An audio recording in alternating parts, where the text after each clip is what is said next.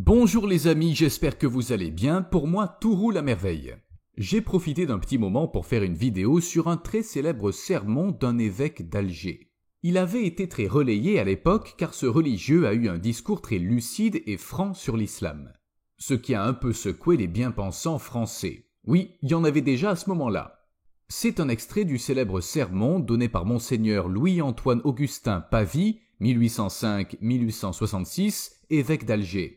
Ce sermon avait fait grand bruit à l'époque et a été souvent retransmis ou pris en exemple. En ce temps-là, les évêques n'étaient pas encore dimisés. Pour Monseigneur Pavie, le Dieu des chrétiens n'est pas le Dieu des musulmans. Mais il suffit d'examiner la théologie chrétienne pour constater qu'il a raison.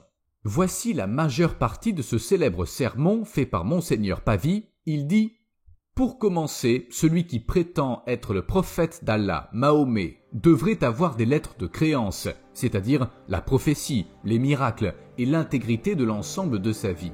Rien de tout cela ne se trouve chez Mahomet, cet homme de pillage et de sang qui prêche sa doctrine à coups de cimeterre en promenant la mort sur un tiers du globe alors connu.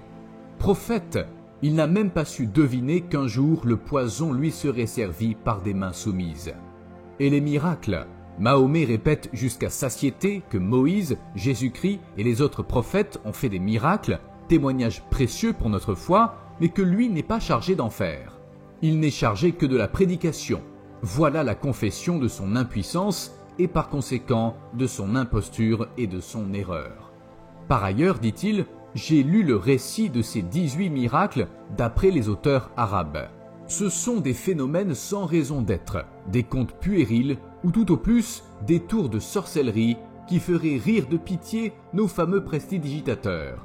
Tantôt ce sont des arbres qui se promènent, des pierres qui parlent et autres niaiseries que nous avons honte de rapporter ici. Voilà tout son bagage de thaumaturge. Et manquant d'arguments et de miracles, Mahomet fait croire que le miracle des miracles, c'est le Coran, prodige qui dépasserait en beauté toutes les formes humaines. 4 ou 5 chapitres du Coran sont assez agréablement tournés, j'en conviens.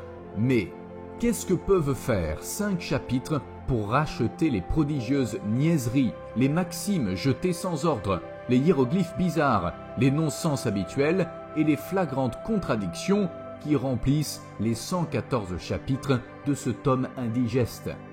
Dans le Coran, je n'ai rien trouvé de bien neuf. Presque tout, excepté les infamies, y est emprunté et contrefait. Le Dieu de Mahomet change l'éternelle beauté du ciel en un lieu de prostitution, dont les orgies dépassent en lubricité multiple et stérile tout ce que l'idolâtrie elle-même, dans ses conceptions les plus abjectes, avait pu rêver.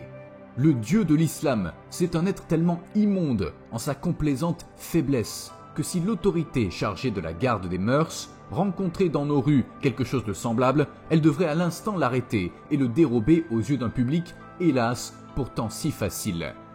Et ce serait là le vrai Dieu? Oh non, non, ce n'est pas là le vrai Dieu du ciel et de la terre, le Dieu des nations, le Dieu des prophètes, le Dieu de Moïse, le Dieu de Jésus-Christ.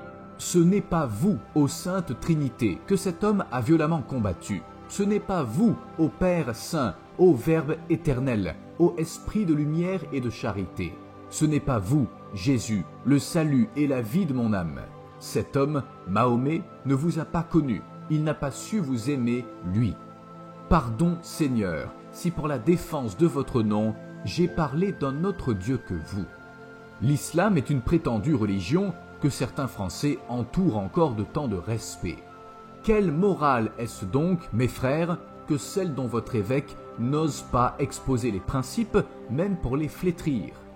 La morale de l'islam, l'association du sang à la volupté, la guerre à l'infidèle, guerre permanente, guerre qui doit durer jusqu'à leur entière extermination ou soumission aux tribus. En lisant l'Évangile, j'ai appris à prier. En lisant le Coran, je n'ai rien appris. Et le musulman, j'en suis sûr, n'y apprend lui qu'à répéter de creuses et de vides formules. Je serais tenté de dire qu'une telle prière est un outrage, puisqu'elle s'adresse à un Dieu qui n'existe pas, ou qui existe avec des attributs tout opposés à ceux que lui prête la doctrine du musulman. Et la science, elle a paru chez eux comme un météore, elle est restée chez nous comme un soleil dont les feux alimentent sans cesse l'activité de l'intelligence humaine. Quels progrès ont-ils fait dans l'agriculture? Aucun. Et tandis que nos moines défrichaient l'Europe, les musulmans ont abandonné à la stérilité ces belles provinces de la Syrie et de l'Afrique, si fertiles et si peuplées à l'époque où l'islamisme s'abattit sur elles. Et la famille? L'époux y est un capricieux despote, la femme une esclave. Point d'instruction, même élémentaire pour elle. Point de mosquée où elle puisse prier avant l'âge de la vieillesse. Extrait du sermon prononcé par Monseigneur Louis Pavie, évêque d'Alger, en la cathédrale d'Alger, pendant le carême de 1853.